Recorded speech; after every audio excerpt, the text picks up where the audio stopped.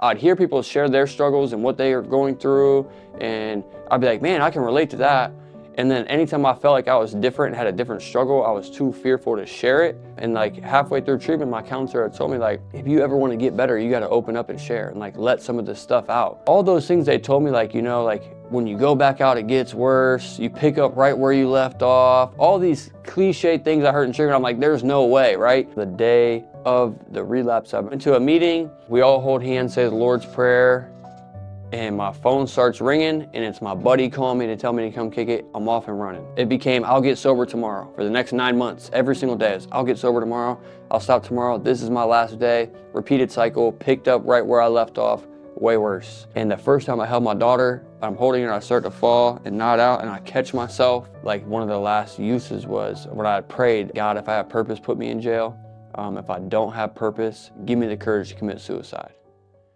I grew up in a beautiful, loving home. Both parents were present, mom and dad. I had a younger brother, older sister, and church was mandatory as a kid growing up. We talked a lot about God. They tried to instill that into the home and the family. As a kid, I remember my parents had told me two things: to never judge a book by its cover, to never judge somebody by their outward appearance, their skin color, their clothes, their beliefs, anything like that. What mattered was on the inside. And I didn't understand that as a kid, but today I do understand, and I'll talk about that farther into my story. But another thing was to have the faith of a mustard seed. And growing up as a kid, I didn't understand that because a mustard seed is so tiny. And my mom would always tell me that. I'm like, how can something so small have such a large impact, or, you know, and to have the faith. I learned as I grew, you know, wiser and older that, you know, that is one of the biggest things that has got me through the battles of today, to where I'm at now. So growing up, church was mandatory. I loved to play sports, baseball, skateboarding. I'm mentally obsessed about both of those things before I ever, you know, if I was doing something else, if I was at school or at church, all I could think about is the next time I'm going to go skate or the next practice or game I'm going to. And I believe that mental obsession, you know, had become unhealthy at some point. And I was always full of fear, full of anxiety. Very strange, like awkward kid, had long skater hair, and I remember the first time I fully felt anxiety was about 9th grade. I had an anxiety attack in art class, and I remember looking around, and I'm trying to see how everyone else is dealing with their emotions in life, and I just thought that everyone feels the same exact way that I was feeling, they just display it differently. And up until 9th grade, I never had drank or smoked. I remember about 12 years old, my mom had told me that my grandpa, her father, someone that I looked up to my whole childhood, that pushed me to be a better person, that believed in me, and she had told me that he was an alcoholic. I didn't understand or know what that meant, and she had also told me that he had been sober for 30 years at that time. I remember as a 12-year-old kid, I just remember I started crying in the front yard because I didn't understand how my grandpa, someone that I had knew to be a great person, was labeled as something that he no longer was. And surely enough, just within time, I experienced it myself and got to figure out, you know, the label of being alcoholic and being okay with it, you know, and using that to inspire others that it's all right to be labeled or to be an alcoholic or a drug addict, you know, and be in recovery. So fast forward, high school, 9th grade, about second semester in. Everyone, you know, I went to like a new school for high school, and everyone had started finding out that I had never drank or smoked, and it became mission get Kenny drunk, you know. So I was super psyched because I felt a part of, because people, for one, were attracted to me and wanted to talk because they couldn't believe that I never drank or smoked weed, and it made me feel cool. It gave me a sense of purpose, and it made me feel a part of, you know. People wanted to talk and hang out and give me attention. And we planned it out. I went to my first high school party, and I remember everyone there was drinking, and I drank a few wine coolers. This is in like 2004 when wine coolers were a thing and like popular and cool. And I drank a few wine coolers, and I'm on the ground, and all it did was make my stomach hurt. And everyone's dancing above me, having a good time. And I'm very naive as a kid growing up, you know, and I still am today. But my best thinking was they're just dancing around me with belly aches, you know, because my stomach hurt too. And I was like, this ain't fun. I don't know how anyone enjoys this. You know, go back to school, tell everyone my experience. And their solution was I drank the wrong stuff, you know. So everyone was like, you got to really experience a good time drinking. And I planned it out with some of my skateboard buddies. And at this time, like those kids, they were like professional alcoholics, you know. At 16, they were drinking, smoking cigarettes, had book bags with beers in them, and like that's what I thought was cool, you know. Even growing up in church, I thought, you know, like everyone in church when I was a kid, I couldn't understand how everyone was happy. I thought it was all fake. I didn't understand as a kid like a relationship with Jesus and like a true intimate relationship with Jesus, you know, like praying, seeking God and stuff like that, like I have today. As a kid, it didn't make sense to me. When I prayed as a kid, I prayed for a new bike, you know, and like, God, if you're real, you'll give me a new bike, you know. Fast forward, we ended up planning out that real first drunk, and it was Bombay gin and tonic, and I fell in love with it. I fell in love with the gin, and I remember like so naive, we planned it out. I go to my buddy's house to drink that first, like to drink and get drunk for that real first time, and we get there and I start chugging tonic water, and my buddy's like, what are you doing? I'm like, I'm trying to get drunk. And it just goes to show like how naive I was, and didn't understand that it was like a mix, you know. And but that gin, like what it reminded me of was Christmas. The smell of the pine needles reminded me of being a kid, like vacuuming up the Christmas tree, pines, the taste, and to me it tasted good. It was like a good memory of, you know, it just brought good memories, and it didn't make my stomach hurt. And that first drunk surely just changed my life forever, you know, because that's the one I enjoyed, the one that I had encountered the police for the first time and got away with it. Those are like the pros, you know, it's like that I thought were the pros of, you know, becoming an alcoholic and drinking and stuff like that. And the cons were I made that first phone call to my dad that night when me and all my friends were drunk and we were getting kicked out of my buddy's house and we had nowhere to go, and I had to lie to my dad and tell him that we were being kicked out because I couldn't take accountability for my actions of getting drunk. I blamed it on my buddy's dad, that my buddy's dad got drunk, came home, kicked us out, forgot we were staying, and that disappointment, you know, because I was lying. My father knew that I was lying, and my father knew that I was drunk, and my dad has never drank alcohol or touched any drugs. He's just a very strong Christian man. And I knew that sense of disappointment, letting him down, you know, that hurt me, you know. But then I had found this solution that I enjoyed, which was the drugs and alcohol. And I continued to just try to mask it up. And for the next 12 to 15 years, I went down this path. I could not take accountability for any of my actions. I could not take accountability for any of the stuff when I hurt people, lied to people, got caught with drugs or alcohol. Any of those consequences, I would always blame someone else. I wouldn't have got the DUIs if the cops weren't doing their job, you know, or if they weren't sitting there. The drugs, you know, every time it just it became this snowball effect of I could not be accountable, and I thought that I would just blame everyone else until I could, you know, fall through the cracks and try to weasel my way out of it. Okay, so you grew up with an awareness of God. During those 12 years when you were, in a sense, running from him, did you ever sense the Holy Spirit nudging your heart, trying to get your attention? Yeah, so during the 12 to 15 years of running the streets and active addiction, I knew I had like a sense of a relationship with God, like very minimal, you know, like I would pray when I got in jail or if I got in like a bind, like, God, please get me out of this. I promise if you get me out of this, I'll give you more of myself, you know. And I was praying those things, not even knowing like what I was really saying. It's like a desperation prayer or a prayer of hope, you know. Because I was so far down. It's like, God, like, please help me. If you're there, you know, help me. And he would show up and help me. He would get me out of jail. And that's the thing, is I'm a very quick forgetter, so I'll be off and running. As soon as I got out, I'm off and running back to doing what, or it's like God would, you know, in my timing, I would think God's taking too long. I would get out of jail and be like, God, like, please just keep me away from the drugs. And I'm getting all these phone calls, and I'm not even really like giving God any of my time or any of myself, you know. It's just first thing that pops up, I'm off and running.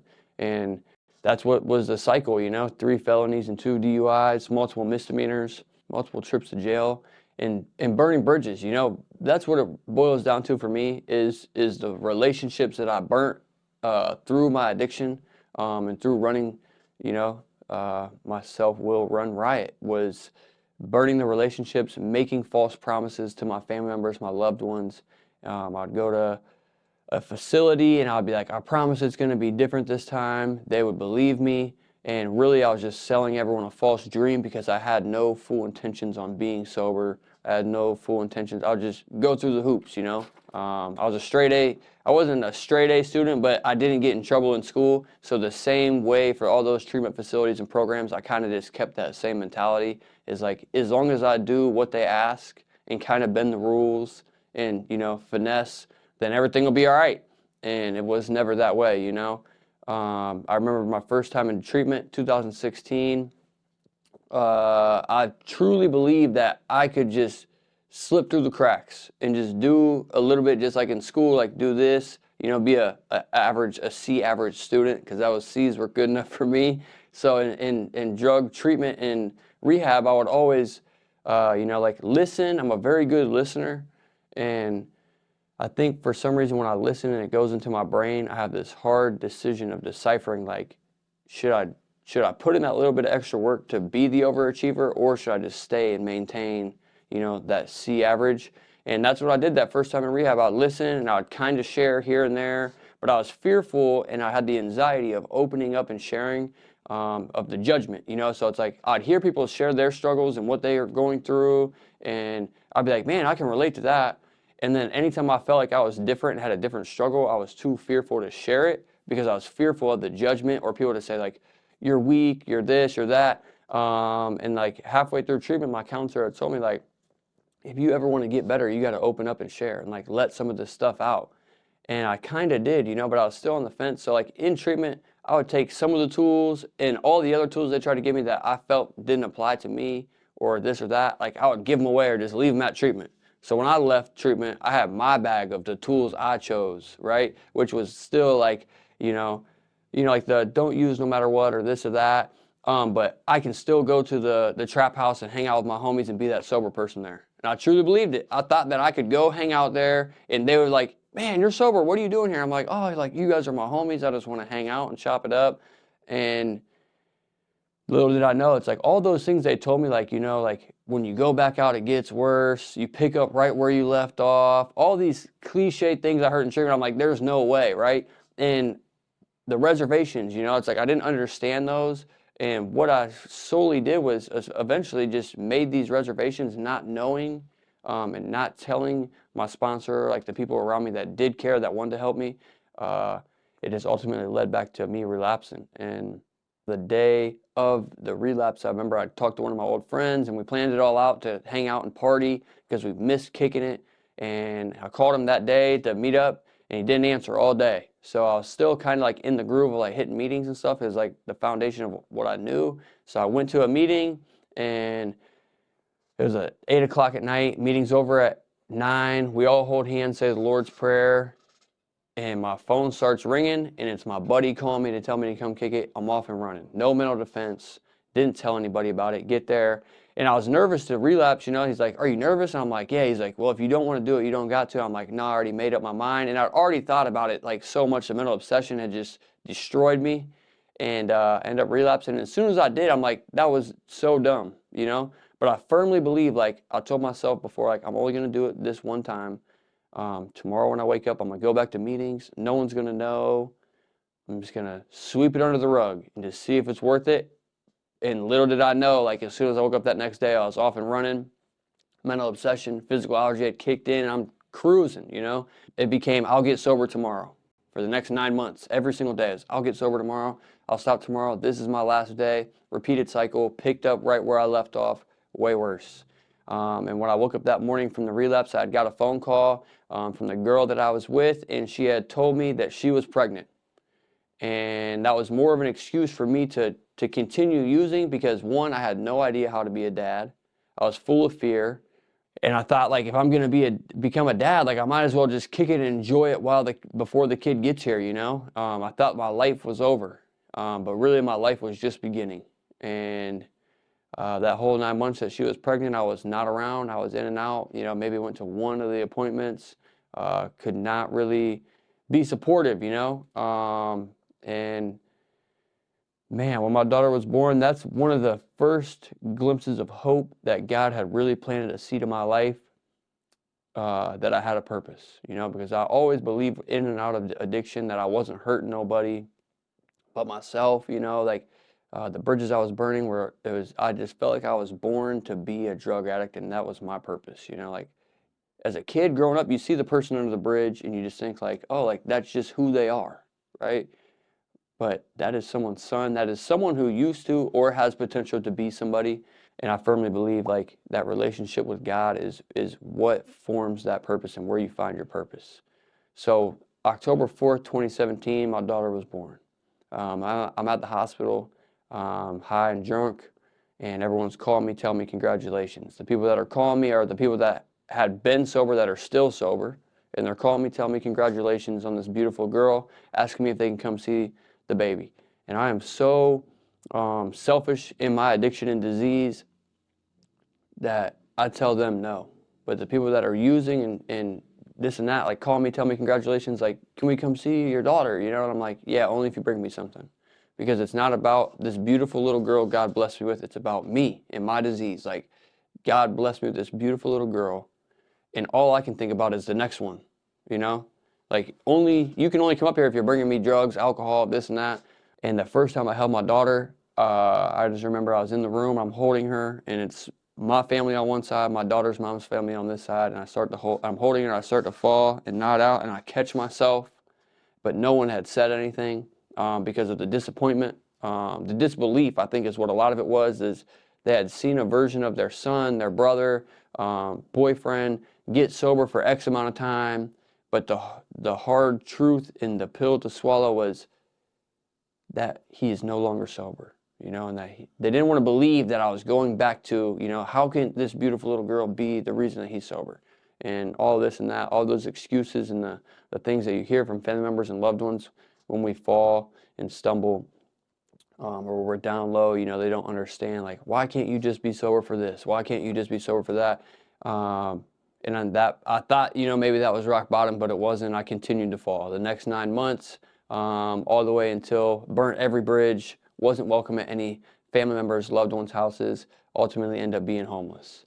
Not seeing my daughter for, I think, around a month at that time because I was not fit or stable, and her mother had did that to protect me, and protect my daughter, and I couldn't see that in the moment. And all I remember is everyone in the last minute, like, if you truly love me, like, why won't you let me stay at your house? Why won't you give me $20? Why won't you let me see my daughter? You don't love me. And I could not grasp or see or understand it until I had gotten sober and gotten a clear mind. And it took me a while because they loved me so much that they didn't want me to self-destruct. That if they continued to enable me and let me do what I wanted to do in these behaviors, I would have ended up hurting someone far worse, or committing suicide or overdosing. I believe that was just God, giving them that discernment to just love me from a distance, and it hurt. Back when you were relapsing, was shame the thing that really punched you in the chest? Yeah, yeah, for sure. When I feel that shame, it's like really like the guilt and shame. They both like come together. It's like a 2-in-1. When I feel that guilt and shame, I feel that it's like embarrassment. It's just a pride and ego deflation. It's like, because before I left, when I got kicked out of my daughter's mom's house, I was in full active addiction. My daughter was 8 months sober. I look into the crib, I'm getting kicked out, and I told my daughter, I said, Daddy's gonna get help. And I'm crying, but no tears are coming out. But the guilt and the shame of that, like being kicked out, it was the pride and the ego. I'm telling my daughter's mom, like, I'm gonna be the best homeless heroin drug addict dad ever. And that's what my brain was telling me, like, I'm going to show you, I'm going to prove you wrong. But the guilt and shame was so deep, I couldn't let the pride and ego go, And I just felt that, yeah, man. And then, like, those are the things I never want to forget. I never want to forget, even in sobriety, it's like I still feel guilt and shame, because I'm not perfect. I'm human. I don't always make the best decisions. And just learning, and I'm trying to like draw closer to God every day, because the closer I am to Him, the better chance I have of making a better decision. How long were you homeless? I was home just for like the last 2 or 3 weeks, like it was everywhere I stayed. I would couch surf, boom, go to someone's house for 2 days. They would kick me out because I was so bad. Like I was just bringing like chaos and destruction into their home, around like my niece and nephew. That was one that like hurt the worst, was like my sister. She was the last person to let me stay there.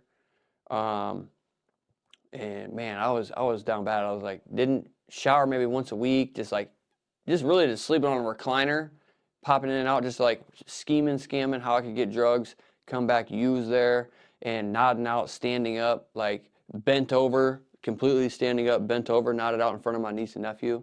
Um, and like, man, it's just a blur really through there, because like the end of my addiction, like my favorite thing was Xanax and heroin mixed, so I'm popping Xanax, can't remember anything, doing heroin to completely nod out, fall out. And yeah, that's how I ended up, like one of the last uses was when I had prayed, the last couple weeks. I'm like praying like, God, if I have purpose, put me in jail. If I don't have purpose, give me the courage to commit suicide. Because I was that low and that empty. I ended up getting arrested. So that was like my first real answered prayer, that I knew that God had a purpose for me. Because growing up, my dad was always present, always a provider, always like loving, Christian, strong, father figure, community role model.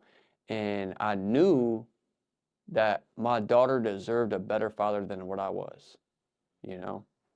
And that was the thing that really kept me from committing suicide too, like in that answered prayer, because if I were to die and my daughter grows up, she's 8 years old now, like, who was my dad, Oh, your dad was this, your dad was that, not a good person.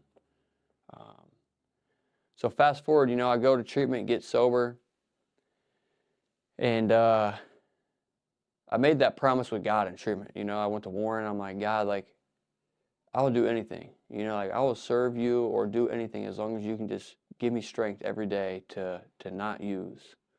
Um, and it was hard. It's still hard. I got sober May 16th, 2018. That's when I went to treatment. Um, 10 days in, I was so like delusional and lost when I went to treatment. 10 days in, I finally like go outside for the first time, go to the sober living part of it. And I thought that they had moved me in my sleep, because when I went to treatment, I was so delusional. I thought that there was like waterfalls and all this beautiful scenery outside, that I thought it was like the Passages Malibu, like treatment place.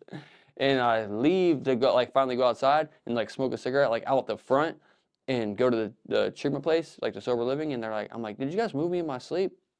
Because I'm at a different place. And they're like, no, like you were just so far gone. But 10 days in, I had got that first phone call, right? My brain started to clear up, starting to like have normal bowel movements, eat food, keep it down, get more than 2 hours of sleep a night. And I get that first phone call, but I'm in my own best thinking, I'm thinking like, I can call for a ride home. I can take whatever I've learned in these 10 days, plus like my first full like rehab stay from 2016. I can put those together and kind of find a way to stay sober.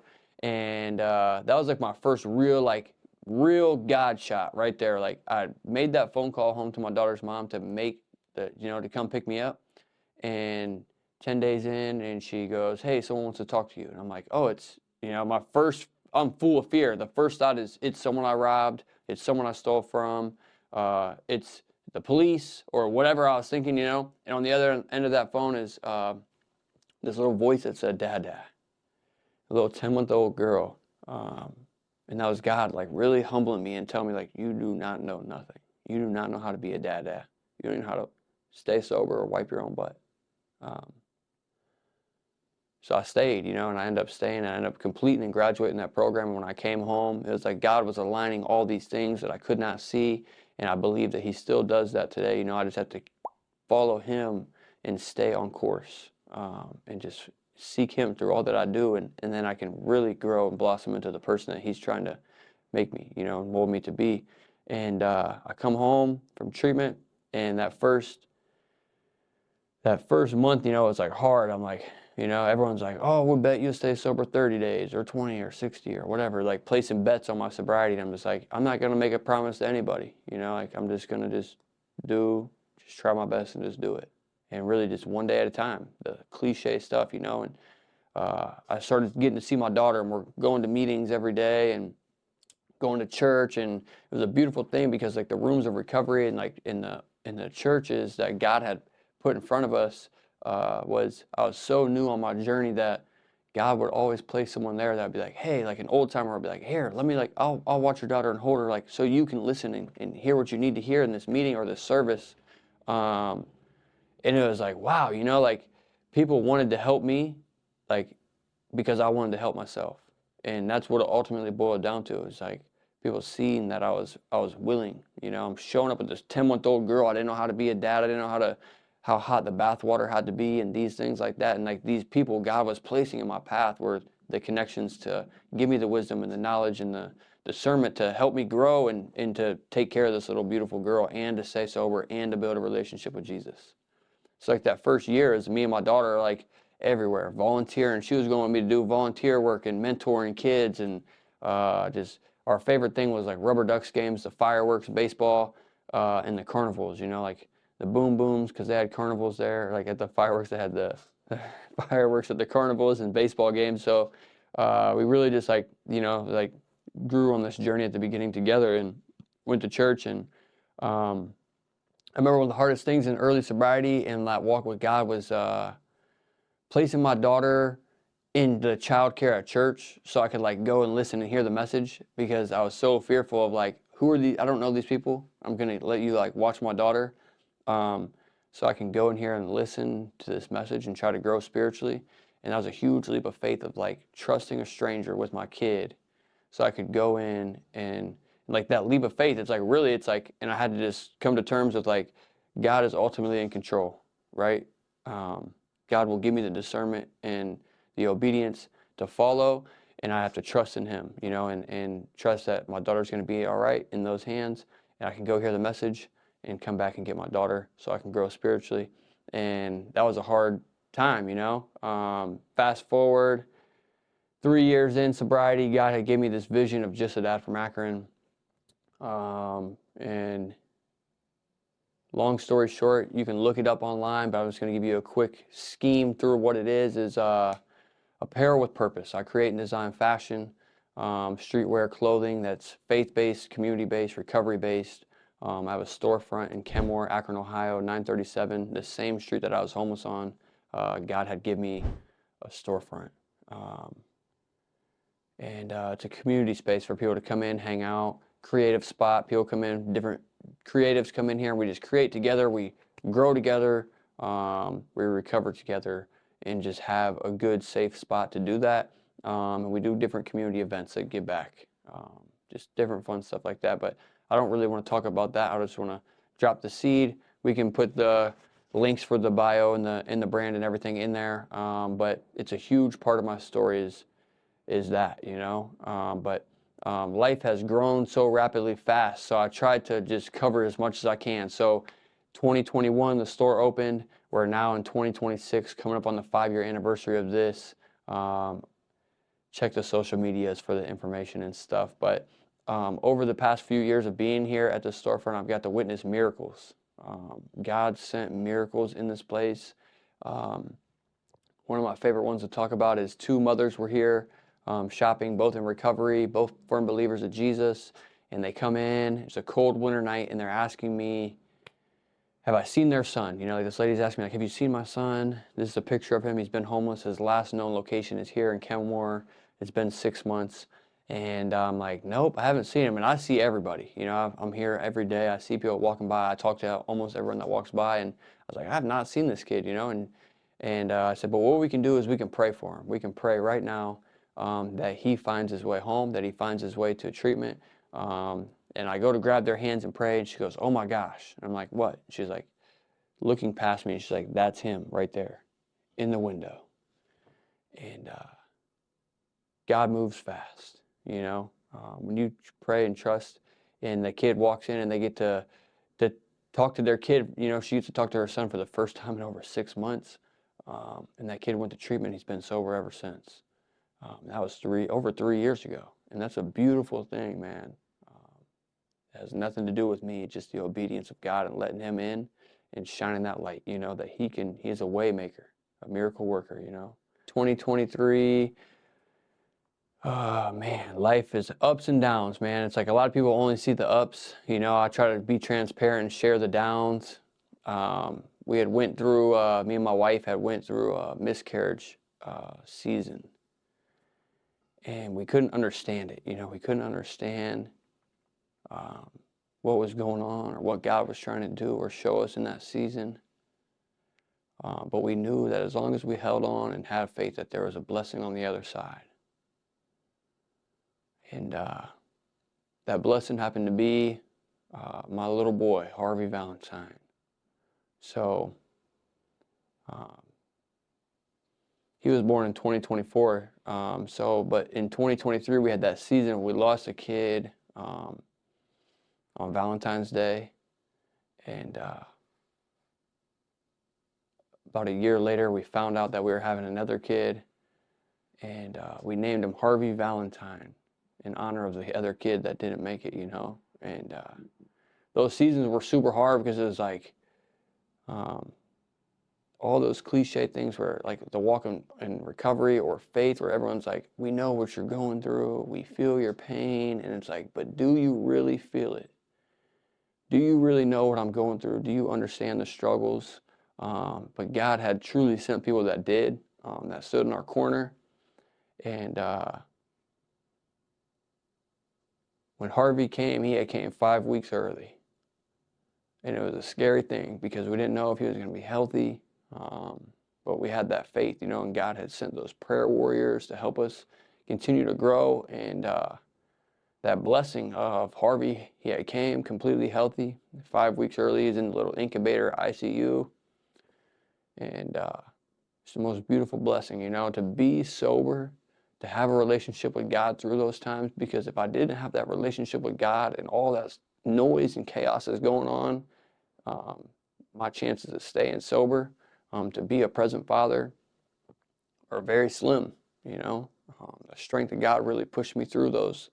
And now he's about to be 2, and he is like this crazy little, like, he's like the happiest, screamiest, funnest little ball of joy. You know, my daughter, she's 8, so Amelia, to see their relationship grow and to see and be present of like all the opportunities and blessings I would have missed out on, you know, chasing what I thought was best or doing what I thought my plan was. And I think the true message of like through this whole story is like, even when I think I know what's best for my life, I have to surrender that to God.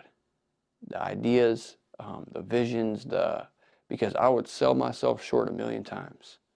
And my best thinking gets me to the worst places, you know? So I know when I'm truly tapped in with God and I'm seeking Him and His vision or plan for my life and purpose, the more that I seek Him, the more clear it gets.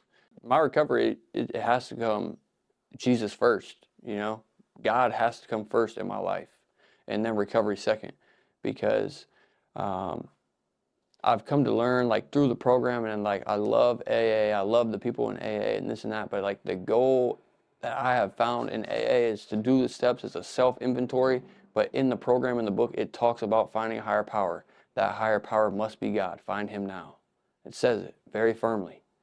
Find God, use the program as a tool to build a new life with Jesus and grow. And that's the blunt truth that's how it's been described to me. You know, for me, I have to hang out with old timers or people with knowledge, because if I hang out with the younger crowd, they're going to tell me what I want to hear. You know, like, or people that look up to me or this and that. It's like I have to surround myself with old timers and people who tell me what I need to hear versus what I want to hear. Because what I want to hear is going to get me drunk or high or think I'm doing some great things. What I need to hear is going to keep me discerned on the correct direction to go, you know, and help me grow ultimately, you know. When it comes to your sobriety, how important is it to change your people, places, and things? Yeah, Sobriety, people, places, and things. Very early on, I just surrounded myself with a lot of positivity, a lot of people that were really doing the program and doing the work, and really building a relationship with Jesus versus the people that looked like they were, that looked cool or doing this and that. And I come to find out around 3 or 4 years in, I was sober, like doing great, this and that, and working on a relationship with Jesus. And I would find myself going to this bar on the lake because it's a beautiful scenery, right? And they have good food. And I'd go there to spend time with one of my friends that I had lost because he had lost his life right there on the lake. So I'd go there and eat, but then what it started to turn to is like the enemy creeping in. It's like all these people are looking, having fun. And I'm going by myself. I'm going to these places by myself. And I see those people dancing, drinking, having a good time, and I'm like, wow, it's like the enemy started creeping my brain. Of being in these places that God didn't call me to be. Like, I'm not saying that it's not okay to go somewhere and eat food where they serve alcohol, but if you find yourself going there multiple times a week and it's not really even about the food, it's because you enjoy the environment or this and that, that's the enemy trying to creep his way back in your old way of thinking. And I had to check myself on that because when those people, when myself and I'm at the bar drinking, dancing around, having a good time, I was not like that before I got there. I was not a happy person. I was miserable, and the alcohol and drugs had made me this way. The happy, fun going person. But the people, places, and things, like people, keep people around in your corner that are going to tell you what you need to hear, not what you want to hear. People that are going to push you to grow. It's uncomfortable, but growth, is important, and it's to grow. You have to be uncomfortable. And people that inspire you, the things, I don't know, for me, it's like a season, it's like usually it's like ups and downs, like a lot of the things, it's like, I know when I'm out like buying shoes or random things like this and that like to fill the void or make me happy, like immediate gratification, that something is seriously wrong. I have a spiritual malady going on and I need to seek God for that happiness and that pure to fill that hole. But I'm not saying that it's not okay to buy yourself things and like treat yourself, but for me, I always catch myself sometimes like buying things to fill that void instead of like putting in the work and truly growing with God. So people, places, and things, that's. What is the best thing about serving Jesus? I don't know. I can't pinpoint it on one thing or try to tie it together into one. But the eternal life, knowing that I'll make it to heaven, and knowing that for sure I'll go to heaven as long as I serve Jesus, and live the way that He wants me to live. But I guess really the best thing is like people being attracted to seeing how your walk in life is with Jesus, that it draws even atheists in, that they're so curious, and then they have that transformation and that change to where they follow Jesus. And you see that light come on, and you see the drug possessed, demon possessed person get that willingness and really let Jesus in their life, and then their life is transformed. That is the most beautiful thing. Before we close, would you take a moment to pray for the people watching this testimony? Yeah. Those who are struggling to stay sober, those who feel like giving up, Yeah. those who feel alone or abandoned. Pray that the Holy Spirit will meet them right where they are, touch their hearts and minds, and fill them with the hope that can only be found in Jesus. Dear Heavenly Father, we just come to you right now, Lord God, just to thank you for this opportunity, Lord. I pray for that one person that is watching this video, this testimony, Lord, that they feel the weight and the love of Jesus just breathes through their body, Lord, that they know that this is a sign from you, that you are there for them, Lord, and you are willing to leave the 99 to get this one person watching, Lord, and give them that hope and to give them that purpose, and to just walk with them on their journey of recovery and to walk with them on their journey of faith, that you will never leave their side, Lord, that this is confirmation for them, Lord, that you just continue to open doors, Lord, and just bless anyone that may see this, that you continue to fill them with purpose and life. In Jesus' name, amen.